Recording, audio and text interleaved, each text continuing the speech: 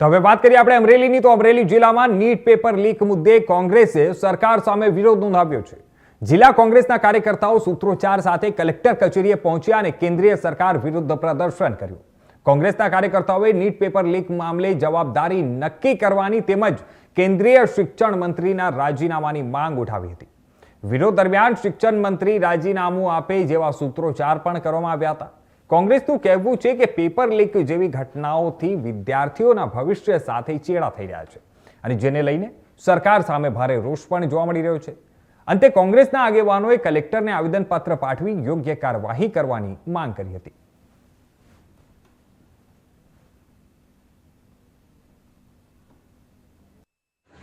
જ્યારથી ભારત દેશની અંદર નરેન્દ્ર મોદીની સરકાર આવી છે ત્યારથી શિક્ષણ વ્યવસ્થા છે ખતમ કરી નાખી છે। વિદ્યાર્થીઓનું ભવિષ્ય ખતમ કરી નાખ્યું છે। અવારનવાર છે એ નીટ જેવી મહત્વની જે ડૉક્ટર બનવા માટેની જે પરીક્ષાઓ છે એના પેપર ફૂટી જાય ત્યારે આ નરેન્દ્ર મોદીની સરકારની નિષ્ફળતા કહેવાય।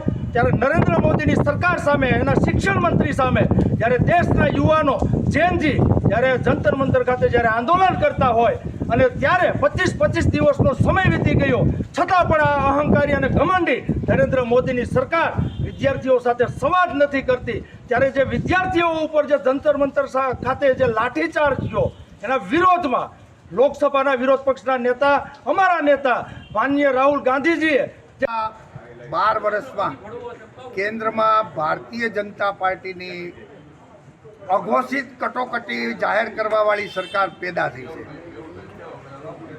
શિક્ષણમાં વ્યાપક ભ્રષ્ટાચાર થયો છે। ભ્રષ્ટાચાર તો ઠીક પણ શિક્ષણનો વેપાર કરનારા આરએસએસના દલાલો શિક્ષણ સંસ્થામાં ઘૂસી ગયા છે અને પોલીસ ખાતામાં પણ આરએસએસના દલાલો ઘૂસી અને સિવિલ ડ્રેસમાં પોતાને પોલીસ ગણાવી અને બેરમીથી વિદ્યાર્થીઓને જે કંઈ માર્યા છે અને એ અત્યાચારમાં આપણી એક બેન દીકરી કે જે ખરેખર શિક્ષણનો અવાજ ઉઠાવવા માંગતી હતી એમનું કરુણ મોત થયું છે।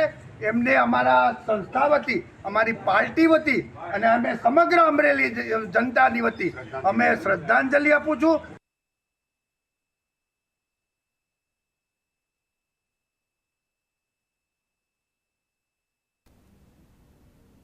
તો હવે સમાચારોમાં આગળ વાત કરીએ આપણે જામનગરની તો જામનગર સહિત હાલાર પંથકમાં હાલ દુષ્કાળના